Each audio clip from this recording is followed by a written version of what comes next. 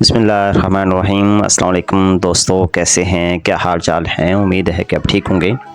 دوستو، آج ہم ایک اللہ کے ولی کے حوالے سے بات کرنے جا رہے ہیں اور ان کے حوالے سے ہم جانیں گے ان ڈیٹیل۔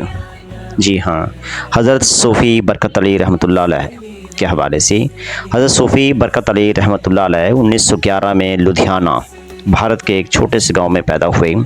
آپ بچپن سے ہی نیک طبیعت، نرم دل اور عبادت و ذکر کے شوقین تھے۔ آپ کے والدین دیندار اور محنتی تھے، جنہوں نے آپ کی پرورش دینی ماحول میں کی۔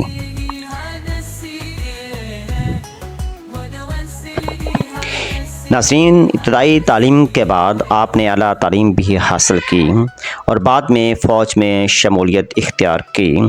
فوجی زندگی میں بھی آپ کے دل کو دنیاوی جاہ و جلال نے مطمئن نہ کیا۔ آپ ہر وقت ذکر الہی اور روحانی سکون کی تلاش میں رہتے۔ اسی دوران آپ کو اللہ تعالیٰ کی طرف سے شدید رجحان ملا کہ آپ اپنی زندگی کو دین اسلام اور خدمت خلق کے لیے وقف کریں۔ فوج کی ملازمت چھوڑنے کے بعد آپ نے اپنا سب کچھ اللہ کی راہ میں وقف کر دیا۔ آپ نے ریاضت، عبادت، ذکر، دعا اور روحانی تربیت کو اپنی زندگی کا مقصد بنایا۔ آپ کو اللہ تعالیٰ نے خاص روحانی مقام اور مقبولیت عطا کی۔ پاکستان کے شہر فیصل آباد میں آپ نے دارالاحسان قائم کیا، جو آج بھی روحانی تربیت، ذکر و اذکار اور دین کی دعوت کا ایک عظیم مرکز ہے۔ یہاں لاکھوں لوگ دنیا بھر سے فیض حاصل کرنے آتے ہیں۔ دارالاحسان میں نماز پانچ جماعت، قرآن پاک کی تلاوت، ذکر الہی اور خدمت انسانیت کا خاص نظام قائم کیا گیا۔ حضرت صوفی برکت علی رحمۃ اللہ علیہ کی تعلیمات کا خلاصہ یہ ہے: اللہ تعالیٰ کی سچی محبت اور رسول اکرم صلی اللہ علیہ وآلہ وسلم کی کامل اطاعت، نماز، روزہ، ذکر و دعا اور قرآن کریم سے تعلق مضبوط کرنا، عاجزی، انکساری اور خدمت خلق اختیار کرنا، دنیا کی لذتوں سے دل نہ لگانا بلکہ آخرت کی تیاری کرنا، اخوت، محبت اور بھائی چارے کو فروغ دینا۔ آپ نہایت سادہ طبیعت، نرم خو، عاجز، درویش صفت اور اللہ کے حقیقی بندے تھے۔ آپ کے پاس آنے والا ہر شخص سکون، محبت اور روحانی نواز پاتا۔ حضرت صوفی برکت علی رحمۃ اللہ علیہ کو بچپن ہی سے عبادت اور نیک کاموں سے گہرا لگاؤ تھا۔ گاؤں کے لوگ آپ کو نمازی اور ذکر کرنے والا کہہ کر یاد کرتے۔ اسکول کے زمانے میں بھی اکثر بچے کھیل کود میں لگے رہتے، لیکن آپ تنہائی میں تسبیح اور قرآن مجید کی تلاوت کرتے۔ جب آپ فوج میں شامل ہوئے تو ایک دن نماز کے وقت پرچم کشائی کی تقریب رکھی گئی۔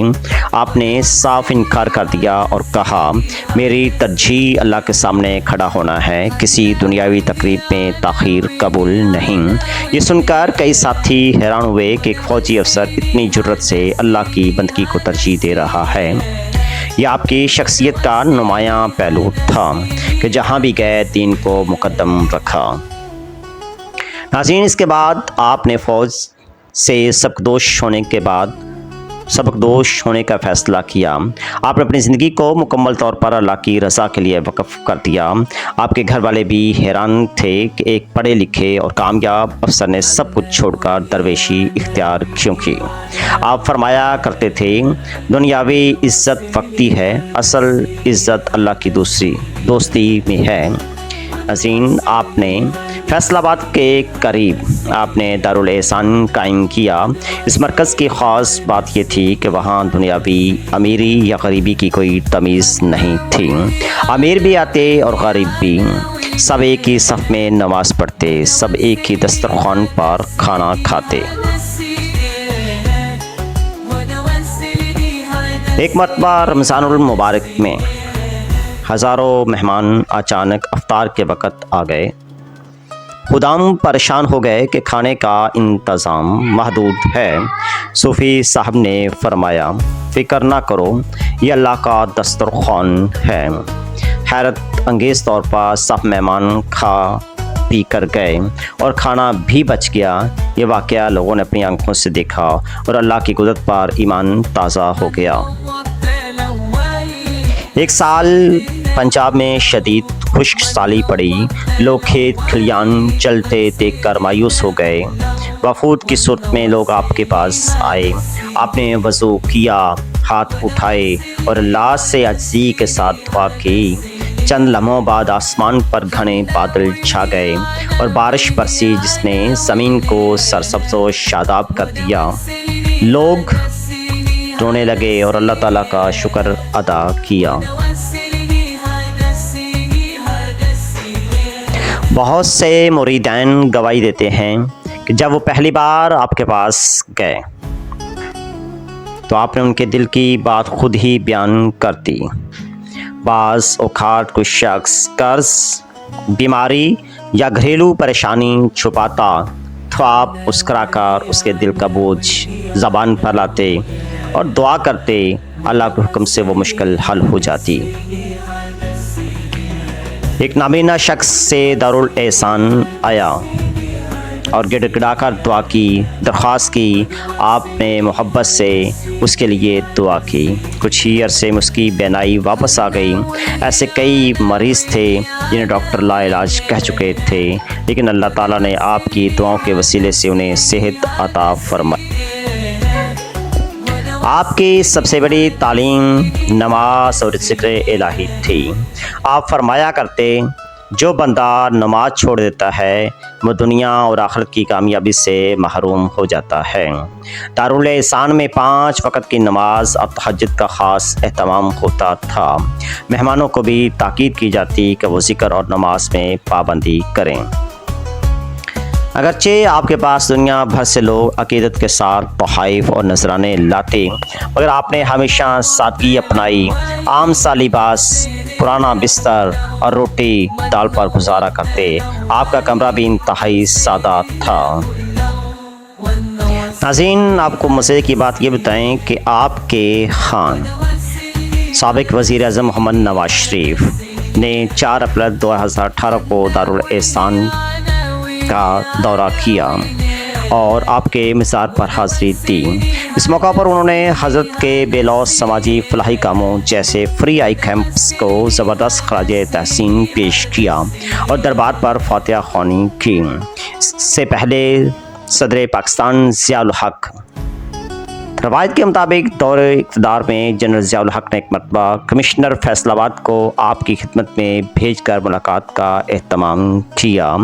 حضرت نے کاغذ پر تحریر کیا کہ بادشاہوں کے درباروں میں فقیر حاضر نہیں ہوا کرتے۔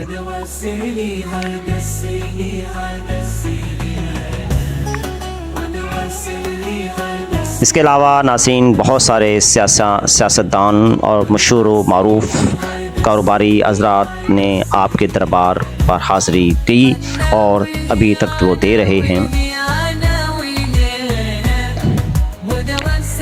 زندگی کے آخری ایام میں بھی آپ ذکر و اذکار میں مصروف رہتے، فرمایا کرتے، میرا اصل سرمایہ اللہ کی یاد ہے، باقی سب فانی ہے۔ 26 جنوری 1997 کو آپ اس دنیا سے رخصت ہوئے۔ آپ کا مزار فیصل آباد میں لاکھوں عقیدت مندوں کا مرکز ہے، جہاں آج بھی لوگ اکثر آ کر سکون اور روحانی فیض پاتے ہیں۔ حضرت صوفی برکت علی رحمۃ اللہ علیہ کی زندگی واقعات اور اقدامات سے بھری ہوئی تھی، جیسا کہ رزق میں برکت، بارش کی دعا قبول ہونا، بیماریوں سے شفا ملنا، دلوں کے حال جاننا، ہزاروں مہمانوں کو کھانا کھلانا، یہ سب اللہ کی عطا اور آپ کی صداقت کی نشانیاں ہیں۔ آپ کی اصل تعلیم محبت، عزی اور اللہ و رسول کی اطاعت تھی۔